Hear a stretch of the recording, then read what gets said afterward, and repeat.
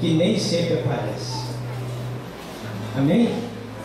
Os frutos que se veem sempre são resultados de uma semente que nem sempre aparece. E eu, aqui em Suruí, especificamente, me sinto fruto do Josinei. Porque eu me lembro que quando ele percebeu que havia a possibilidade de sua saída, ele me chamou à sua casa e disse: Natanael, eu não sei o que eu vou fazer, mas me perguntaram e eu disse que quem deveria ir para lá era você. Quem falou isso foi o Josinei. Foi ele que fez isso. E eu fiz: Josinei, que Deus faça a vontade dele. Eu não estou aqui para servir. Quando fui nomeado, né, lá, ele disse: o pedido do Josinei não foi atendido, não. Mas depois percebemos, né, que fez muita diferença a sua palavra. Então, muito do que nós temos conseguido aqui, eu creio muito que é resultado do que você também gostaria de ver. A vitória é sempre nossa e é sempre no nome de Jesus. Seja bem-vindo, meu amigo. Tome igreja, pregue para nós, em nome de Jesus.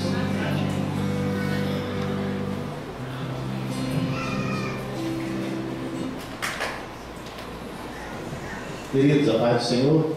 Amém. Feliz, a igreja está crescendo, né? E eu estava ali sentado, me lembrando, os casais que vieram aqui, muitos outros hoje já com bebês no colo, né? Casamentos, quantos casamentos, né? Foram tantos casamentos, agora o pastor está colhendo aí as ovelhinhas que estão chegando. Irmãos, eu quero dizer da minha alegria, não preciso nem dizer que estou muito alegre de estar aqui, muito alegre mesmo, vocês são muito amados, né?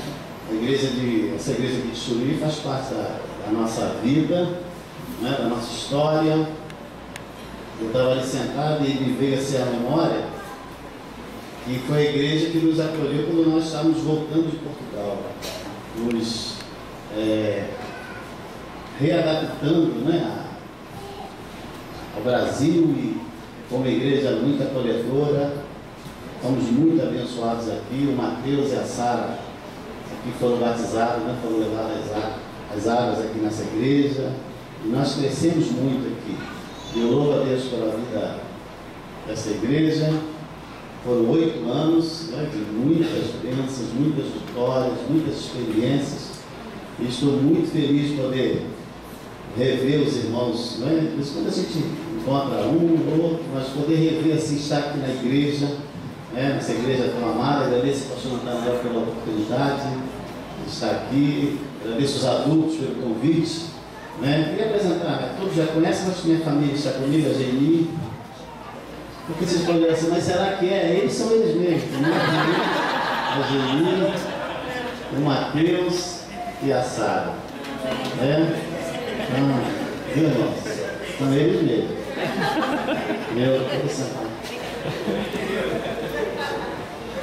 Então eu quero compartilhar uma palavra com os irmãos. Se a gente pudesse pôr de pé. Meu irmão Jonas, aí firme, né? Louva a Deus pela vez do presbítero Jonas, presbítero Cezinha, presbítero Vanderlei, Jorge, a Márcia, tantos outros, né? Os diáconos. Abra a sua Bíblia em Lucas capítulo 4.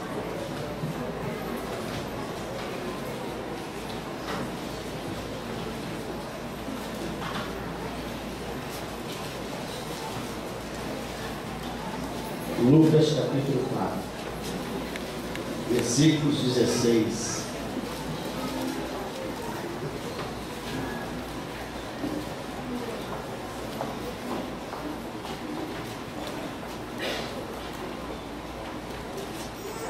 Lucas capítulo 4, versículo 16. Diz assim a palavra do Senhor: E chegando a Nazaré, onde fora criado, entrou no dia de sábado, segundo o seu costume, na sinagoga, e levantou-se para ler. e foi-lhe dado o livro do profeta Isaías. E quando abriu o livro, achou o lugar em que estava escrito: o Espírito do Senhor está sobre mim, pois que me ungiu para evangelizar os pobres, enviou-me a curar os quebrantados de coração. Amém? Até aqui. Vamos curvar nossa cabeça e vamos orar?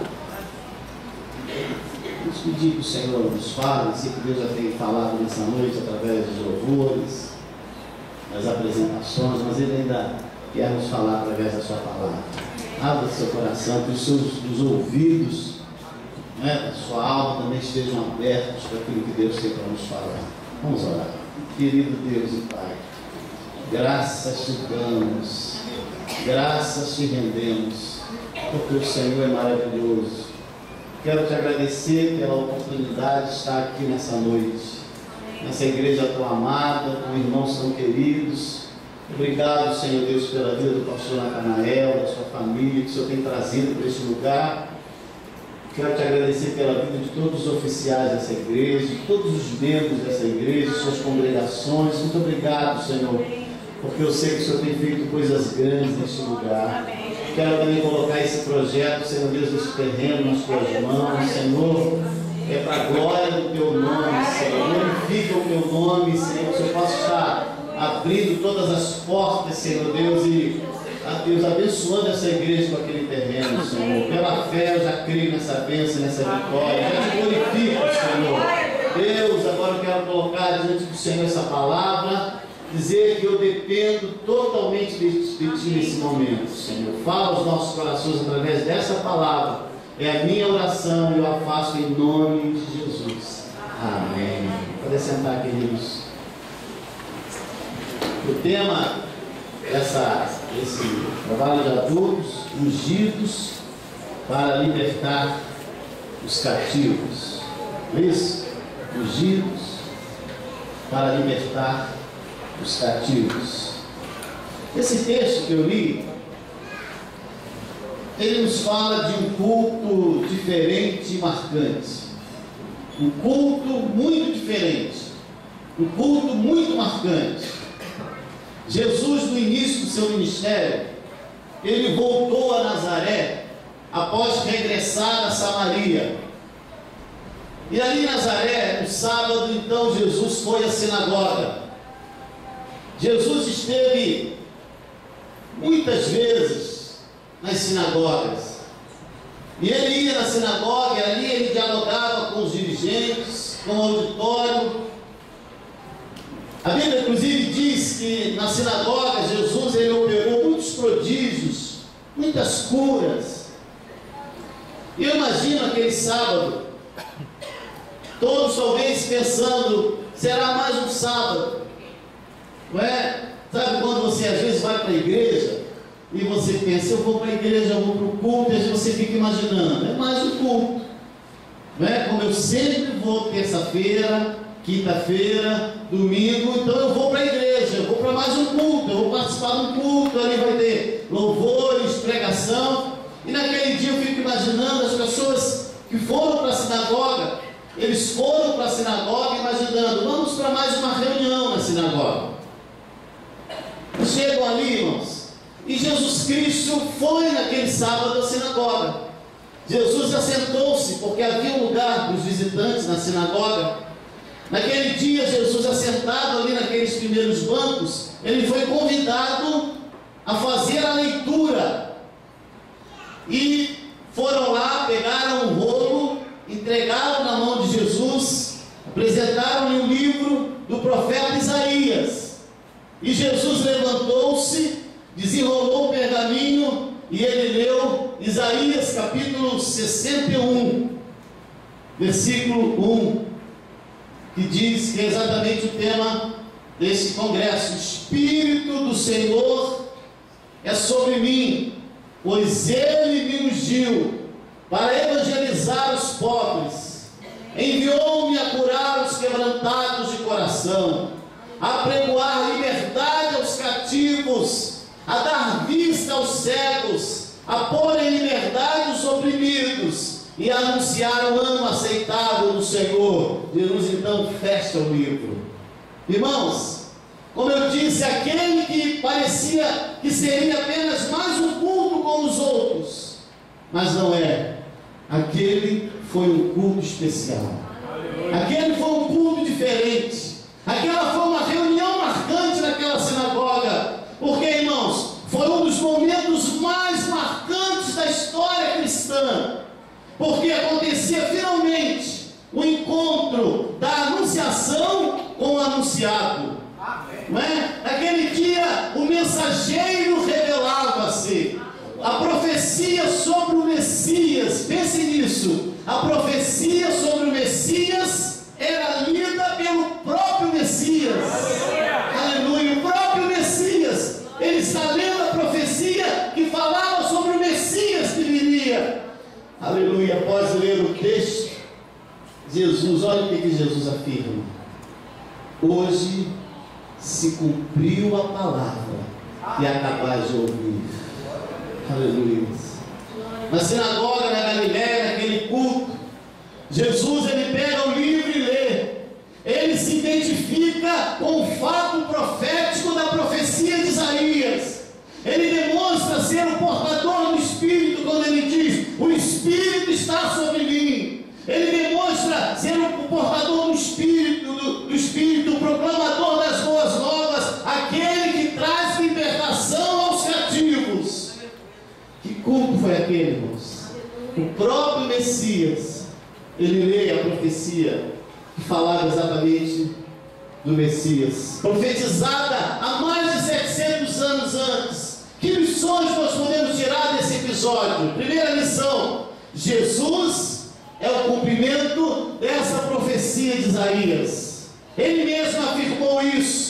E quando Jesus afirmou isso, se você olhar no texto, apesar dessas suas afirmações fazerem surgir opiniões muito diferentes, a Bíblia nos fala no versículo 22 que muitos ficaram admirados, muitos começaram a imaginar o que é isso. Ele disse que ele é o cumprimento dessa profecia, mas o versículo 28 diz que alguns também começaram a ficar revoltados com aquilo, mas a Bíblia nos fala que ele de fato, ele trouxe salvação completa e integral. Nós vamos ver mais à frente, mas você conhece essas histórias, você sabe que Jesus de fato, ele veio para trazer libertação aos cativos. E eu sei que você está aqui nessa noite porque você teve encontro com esse Jesus. Você era um cativo, eu sei, e alguns e muitos aqui até eu conheço pessoas que eram cativas de tantos pecados, das drogas, do erro, e hoje estão aqui louvando o Senhor porque teve encontro com Jesus. Aleluia, glória a Deus. Jesus é o cumprimento dessa profecia. O que Jesus falou é de fato verdadeiro. Aquela palavra se cumpriu. A segunda verdade é que o reino de Deus é Jesus Cristo entre nós. Ele é o Emanuel. Não é a libertação para o futuro, mas Jesus é hoje a boa notícia, a graça, a redenção dos homens. Aleluia. Isso não é uma profecia, não podemos ter uma visão apenas escatológica, mas uma visão hoje. Jesus é o Deus Emanuel. Ele é a libertação para hoje. Você que entrou aqui nessa noite, que ainda não se inclui nesses que eu falei que teve um encontro com o libertador, essa noite é a noite da sua salvação. É a noite que você pode ter um encontro com aquele que foi o cumprimento dessa palavra profética. Terceira verdade: Deus nos deu uma missão. A missão de Jesus Cristo é o modelo, é o padrão, é a norma para a nossa missão. João capítulo 20, 21, Jesus disse: olha, assim como o Pai me enviou, eu vos envio. Amém, Jesus. Aleluia. Muito bom esse tema. Aleluia. Você não recebeu a unção de Deus para usufruir essa unção simplesmente para você, mas Deus te ungiu porque existem milhões de pessoas que precisam ser libertas. Amém, irmãos? Deus tem salvado muita gente de Suruí, mas ainda existe muitas pessoas ainda que precisam ter um encontro com Jesus. Amém? E você pode se lembrar de muitas pessoas na sua família, na sua vizinhança, nesse bairro que precisam. E eu quero lhe dizer, Jesus te deu essa missão para libertar essas pessoas.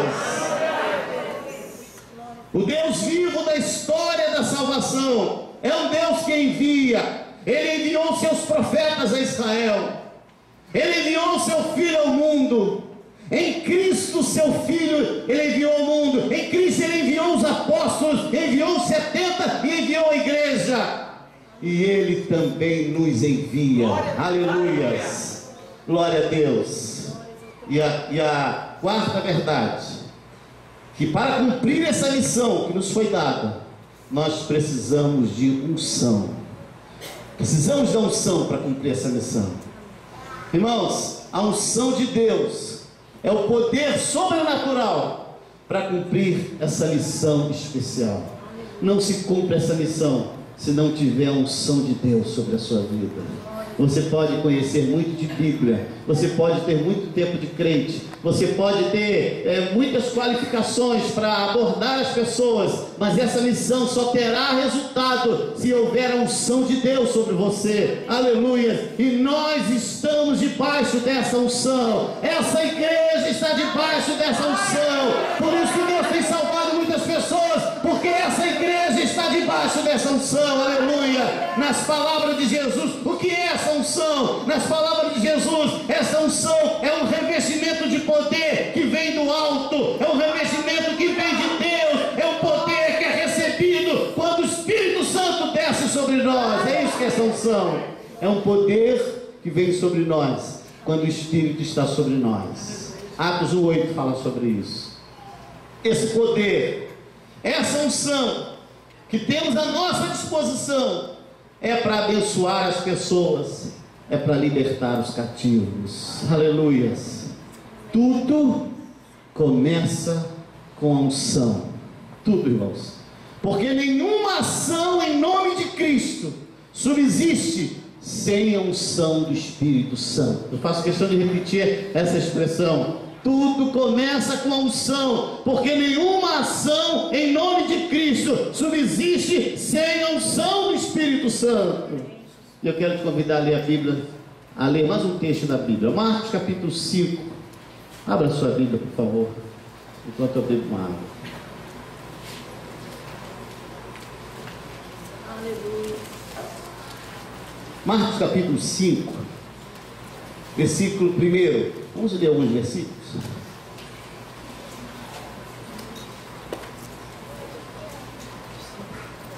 Diz assim a palavra do Senhor, Marcos capítulo 5. E chegaram a outra banda do mar, a província dos Gadarenos. E saindo ele do barco, e saiu logo ao seu encontro dos sepulcros um homem com espírito imundo. Preste atenção no texto. O qual tinha sua morada nos sepulcros, e que nem ainda com cadeias o podiam alguém prender. Porque tendo sido muitas vezes preso com grilhões e cadeias, as cadeias foram por ele feitas em pedaços, e os grilhões em migalhas, e ninguém o podia amansar. E andava sempre de dia e de noite, clamando pelos montes e pelos sepulcros, ferindo-se com pedras. Olha só, e quando viu Jesus ao longe, correu e adorou-o, e clamando com grande voz disse: que tenho eu contigo, Jesus, Filho do Deus Altíssimo? Conjuro-te por Deus que não me atormentes. Porque ele dizia: sai desse homem, espírito imundo. E perguntou-lhe: qual é o teu nome? Ele respondeu dizendo: Legião é o meu nome, porque somos muitos. E rogava-lhe muito que os não enviasse para fora daquela província. E andava ali pastando no monte uma grande manada de porcos. E todos aqueles demônios lhe rogaram dizendo: manda-nos para aqueles porcos para que entremos deles. E Jesus logo lhe permitiu. E saindo aqueles espíritos imundos, entraram nos porcos, e a manada se precipitou por um despenhadeiro no mar, e eram quase 2.000, e afogaram-se no mar. E os que apacentavam os porcos fugiram, e o anunciaram na cidade, nos campos, e saíram muitos a ver o que era aquilo que tinha acontecido, e foram ter com Jesus, e viram o endemoninhado, o que tivera legião, assentado, vestido e em perfeito juízo. Amém. E temeram. E os que aquilo tinham visto, contaram-lhes o que acontecera ao endemoninhado e acerca dos porcos, e começaram a rogar-lhe que saísse dos seus termos. E entrando ele no barco, rogava-lhe o que for endemoninhado que o deixasse estar com ele. Jesus, porém, não lhe permitiu, mas disse-lhe: vai para a tua casa, para os teus, e anuncia-lhes quão grandes coisas o Senhor te fez, e como teve misericórdia de ti. E ele foi e começou a anunciar em Decápolis quão grandes coisas Jesus lhe fizera, e todos se maravilharam. Amém. Aleluia. Irmãos, por que eu li esse texto? Jesus, quando ele leu naquela passagem, quando lhe foi dado o livro, ele leu aquele texto: o Espírito do Senhor está sobre mim, ou seja, a unção do Senhor está sobre mim, para que eu possa libertar os cativos. E essa passagem aqui eu li de propósito, ela nos mostra a unção de Jesus em ação. A unção em ação de Jesus. Jesus, ele liberta um endemoninhado em Gadara. Esse texto fala de um homem cativo que foi liberto por Jesus, e é um modelo para nós. Irmãos, esse homem endemoninhado, ele representa a situação das pessoas que não tiveram encontro com Jesus. Enquanto aquele homem não teve encontro com Jesus, ele viveu nessa miséria que você ouviu aqui, o texto que eu vou citar, até o dia que ele encontrou-se com Jesus. De vez em quando, vale a pena nós pararmos um pouco para nos lembrarmos o que Jesus fez na nossa vida. Queria que você, vamos abrir um parênteses aqui de alguns segundos. Eu queria muito que você lembrasse desse momento do dia que você teve um encontro com Jesus. Você pode lembrar disso? Como é que era você? Quem era você? Quem era você? Você lembra? Estou olhando aqui o Bira. Não é, Bira? Eu me lembro da Maria, não é? Que a gente ia na casa da Maria. O Bira veio primeiro, né? E a gente ia na casa da Maria. Maria muito dura, muito resistente, uma pessoa muito boa, mas resistente com o Evangelho. E a gente ali conversava. E a gente vê hoje a irmã Maria, né? A gente vê o Bira. Só Jesus que faz isso, irmãos. Você pode glorificar a Deus pelo dia da sua conversão, o dia que você teve encontro com Jesus. Alguns já faz muito tempo, não é? Não é, irmão Jonas? Alguns faz muito tempo, mas outros, quem sabe, já faz pouco tempo. Agora imagine se tirar Jesus da sua vida, o que sobra? O que sobra, irmãos? Vamos lembrar da história desse homem. A circunstância era noite. Se você ler o contexto dessa passagem, tinha acontecido uma grande tempestade, não é? Jesus enfrentou uma tempestade tremenda, e Jesus resolveu aquela tempestade e falou: agora chegamos a Gadara. E quando Jesus chega em Gadara, tem uma tempestade maior ainda. Um homem está em tempestade. Há uma tempestade acontecendo dentro de um homem. Vocês imaginem, um homem com 6.000 demônios dentro dele. Eu estava lendo o texto aqui, estava pensando que os demônios foram para onde quando saíram? Para os porcos. Eu fiquei imaginando se fosse cavalos, não é? Se fosse elefantes, tivesse. O estrago já foi grande, irmãos. Mas imagine, 2.000 porcos ficaram loucos. Nunca vi porco endemoniado, mas os porcos na Bíblia diz que ficaram malucos, os porcos. E os porcos ficaram tão loucos, porque, irmãos, até os animais ele tem esse sentimento de proteção, né, de autoproteção. Mas os porcos estavam tão doidos que eles começaram a se jogar precipício abaixo. Suicídio coletivo de porcos. Prejuízo, irmãos. Quem que não gosta de um porquinho assado? Jesus amado, um porquinho, né? Leitão a pururuca, conhece?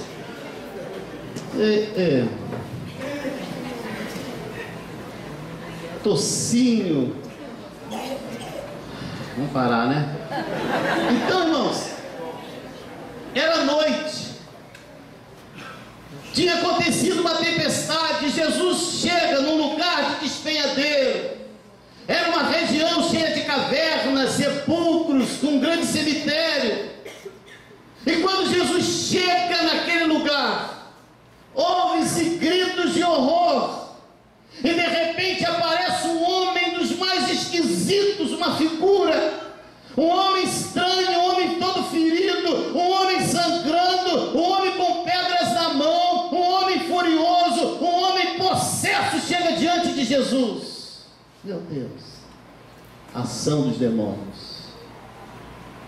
Qual era a condição desse homem? Vamos lembrar rapidinho. Primeiro, era um anônimo, sem identidade, sem nome, sem referência existencial. Era um homem que não tinha nenhum prestígio social. Quem que chamava esse homem para comer uma pizza? Ninguém. Quem que chamava esse homem para tomar um cafezinho na casa dele? Ninguém. Todo mundo queria distância desse homem. Estava sob domínio absoluto de forças malignas, diz o versículo 2. Possesso de espíritos imundos. Ele não fazia sua própria vontade mais. Ele era controlado pelos demônios. Era um homem que vivia no cabresto. É isso que o diabo faz com o homem. Versículo 2. Era um homem que não tinha mais pureza. Os demônios só o empurravam para o que era imundo, para o que era sujo, asqueroso e nojento. Despachos de cemitérios, quem sabe desenterrando defuntos. Não tinha mais gosto pela vida. Versículo 3. Esse homem vivia nos sepulcros. Ele vivia num contexto de morte. Irmãos, esse homem, ele não tinha mais gosto pela vida. Ele não se deixava subjugar por nenhuma força física, diz o versículo 3 e 4, mas ele estava subjugado pelos demônios. Versículo 5. Esse homem não tinha mais descanso, andava sempre de dia e de noite, diz a Bíblia, ele não parava, ele ficava correndo dia e noite. Esse homem não tinha mais amor próprio, diz o versículo 5, ferindo-se com pedras. Ele estava submerso no processo de morte, destruindo seu próprio corpo. Feria-se com pedra, destruindo seus sentidos. Esse homem inclusive perdeu a noção do tempo. Versículos 6 e 7, ele não tinha mais coerência, esquizofrenia. Quando Jesus chega, ele adora Jesus, e daqui a pouco ele diz: não me atormentes. Ele não tinha mais identidade própria. Qual é o teu nome? E qual foi a resposta? Legião. Os demônios respondem com um número e não com um nome. Era uma possessão múltipla, 6.000 demônios. Ele estava subjugado, dominado pelo poder demoníaco. Era um homem cativo. Esse homem não tinha brandura, furioso. Ninguém podia passar por aquele caminho. O diabo transformou esse homem num monstro. Sabe aquela pessoa que ninguém podia se aproximar dele? Esse homem vivia na solidão. Ele não tinha assistência familiar. Ele não habitava em casa alguma. Diz a Bíblia que ele era impelido pelos demônios ao deserto. Apesar de ter dentro de si 6.000 demônios. Ele estava sozinho. Satanás, ele só traz vazio e solidão para o homem. Olha o quadro. Esse homem, ele é o cativo de Satanás. Para esse homem não há remédio. Para esse homem não há médico. Para esse homem não há psicólogo. Para esse homem não há especialista no mundo habilitado para promover alguma solução para ele. O que Satanás fez por esse homem? Satanás destruiu a vida desse homem. O que é natural, irmãos, porque Satanás veio para roubar, matar e destruir. Satanás destruiu a família desse homem. Ele não vivia mais em casa, ele andava pelos sepulcros, ele abandonou a sua casa. Irmãos, eu vi há pouco tempo na televisão uma entrevista com pessoas moradoras de ruas, e algumas afirmando que não tem mais vontade de morar em casa. Elas são levadas para casa e depois elas fogem, não querem mais morar em casa. Satanás, ele afasta as pessoas da casa, da família, destruiu sua família. Ele vive no sepulcro. O sepulcro é caminho da morte. O homem que anda sem Deus, ele caminha em direção à morte, na proximidade da morte. Ele não tinha mais uma família. Olha, o primeiro alvo de Satanás é destruir a sua família. O primeiro alvo de Satanás é destruir a sua família. E como Satanás tem conseguido êxito nisso? Quantas famílias sendo destruídas por Satanás? A primeira coisa que Satanás destruiu desse homem foi a sua família. Mas também Satanás destruiu seus relacionamentos sociais. Esse homem já não tinha mais amigos. Sua condição de endemoninhado era tão grave que ele já não era mais aceito em nenhum segmento da sociedade. Esse homem não tinha mais amigos. E coisa ruim é você não ter família, mas esse homem não tem família, mas também não tem mais amigos. Você consegue viver sem amigos? Como é bom ter amigos. Não é bom ter amigos? Pessoas para você conversar, você rir, chorar, abraçar, comer junto. Esse homem não tem mais amigo, não tem mais família, não tem mais amigo. Ele não era mais aceito em nenhum segmento da sociedade. Que coisa triste, irmãos. Um camarada que não tem amigos, não tem alguém para compartilhar. Esse homem tornou-se um ser solitário. Sua única companhia eram os demônios. Uma outra arma de Satanás é essa: minar seus relacionamentos, isolar você. Quem sabe Satanás tem tentado fazer isso, tem tentado minar os seus relacionamentos, te afastar dos seus amigos, para que você fique isolado. Eu não vou mais para a igreja, eu vou ficar em casa, eu vou ficar sozinho. Satanás tem feito isso porque ele quer te isolar da sociedade. Porque a solidão não é uma boa companhia. Mas Satanás também destruiu sua saúde física e mental. Ele se autoflagelava, feria-se com pedras. Ele havia se tornado um homem violento. Diz a Bíblia que ninguém podia subjugá-lo. Seu comportamento era o comportamento de uma pessoa insana. Ele perdeu completamente o seu pudor. Ele também andava nu. O versículo 5 também diz que esse homem não tinha paz. Andava sempre de dia e de noite, clamando por entre os sepulcros e pelos montes. Fique imaginando, irmãos, o quadro. Um maluco, um homem amalucado, um homem louco, correndo, subindo o monte, descendo, nu, correndo, todo cortado e gritando: ah!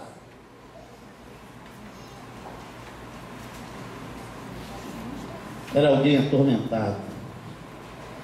Ele não tinha descanso na sua mente, ele não tinha descanso na sua alma, ele não tinha descanso no seu corpo. Era um perturbado. A própria fisionomia daquele homem denunciava o seu estado.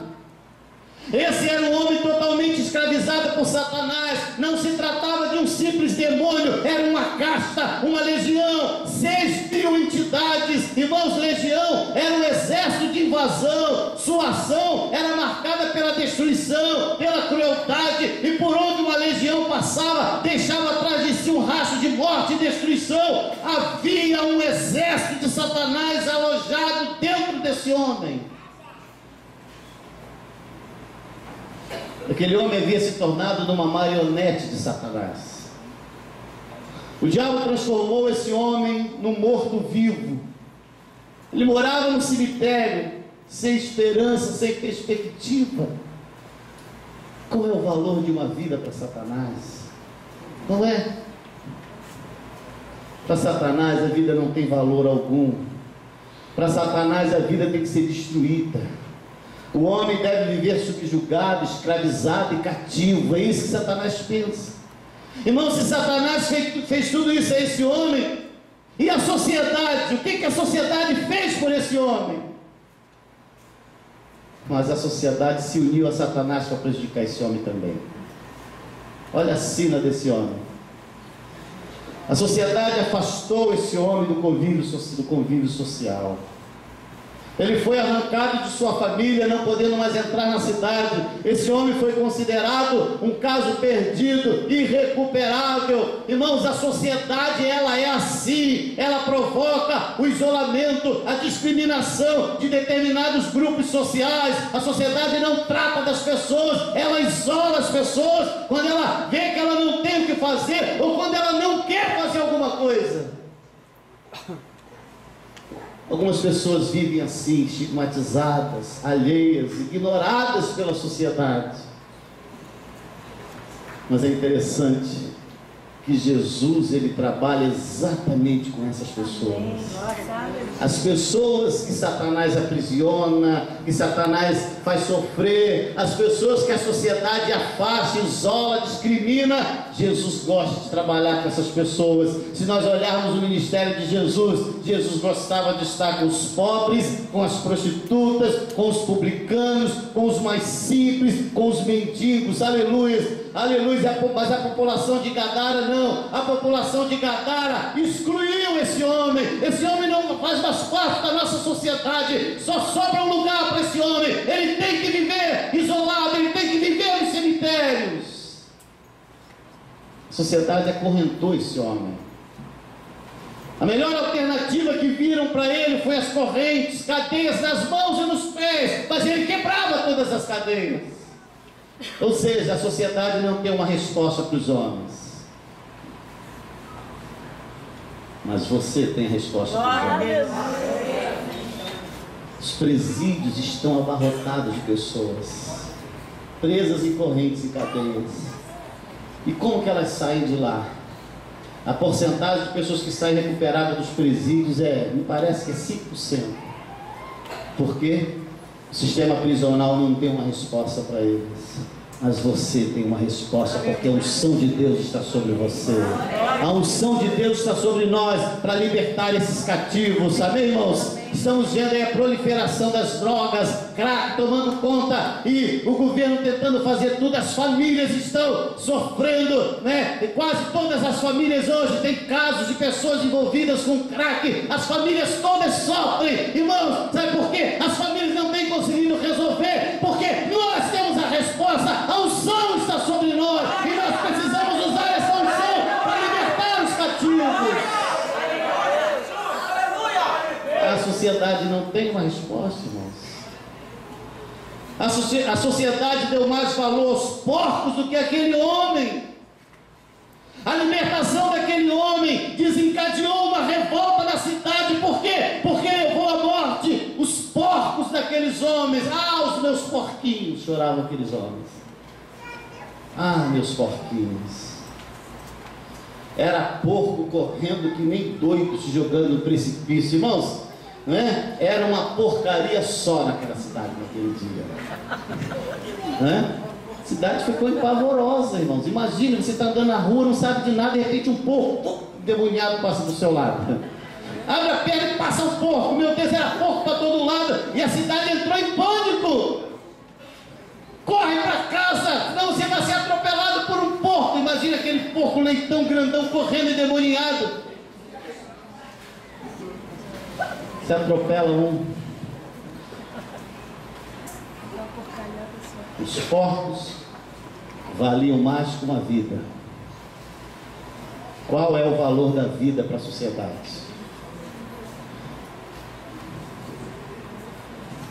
A cidade toda então se une e manda um recado para Jesus. Jesus, retira-se da nossa cidade. Nós não te queremos aqui, porque nós perdemos os nossos porcos. Os porcos têm mais valor.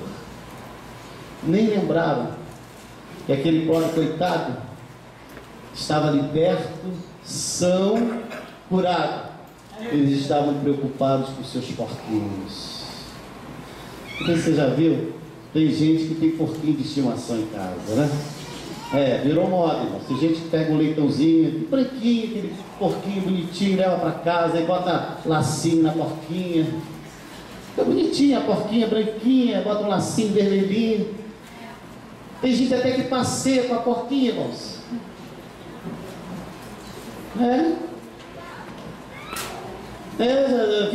Já viu? Você deve ter visto alguma vez já isso? Eu vi há poucos dias agora eu vi uma senhora passeando com um porquinho, né? Que coisa linda o porquinho, mostrando para todo mundo queria parar para ver o porquinho, passar a mão em cima do porquinho, que lindo o porquinho. Só que é o seguinte, você fica uns dias ali, mas se a porta estiver aberta uma hora, e tiver uma lamazinha lá no quintal, pode ter certeza, ela vai largar lá o seu sofá acolchoado, aquela almofada bonita, cheirosa, e vai enfiar a cara naquela lama, porque é da natureza dos porcos. Eu acho que é por isso que os demônios foram para os porcos, tinham alguma afinidade. Como eu já disse, porco só é bom no forno, no fogão, na lenha, não é? Aí vale. A cidade está empolvorosa e revoltada porque os porcos morreram. Mas, irmãos, nesse cenário cinzento da vida desse homem, Jesus surge para transformá-lo. Parece que não tem mais jeito, mas Jesus surge naquele cenário cinzento. O que Jesus fez para esse homem? Nós já vimos o que Satanás fez por esse homem. Nós já vimos o que a sociedade fez para esse homem. Satanás só aprisionou e fez sofrer esse homem. A sociedade se uniu a Satanás para pisar ainda mais nesse homem. Mas Jesus surgiu, aleluia. Talvez você esteja sofrendo, talvez Satanás esteja te acorrentando, talvez a sociedade esteja te discriminando, mas Jesus Cristo, Ele tem algo para fazer na sua vida. Jesus surge nessa hora, e foi assim que aconteceu na sua vida. Jesus revelou o seu amor a esse homem. Quem que gostava daquele homem? Quem que pararia para atender aquele homem? As pessoas corriam daquele homem, mas Jesus para. Jesus atravessa aquela tempestade toda e vai a Gadara para atender aquele homem. Ele só fez isso. Por que ele só fez isso? Porque assim que ele libertou o homem, mandaram ele embora da cidade. Nem ficou em Gadara. Ele chegou só para tratar daquele homem.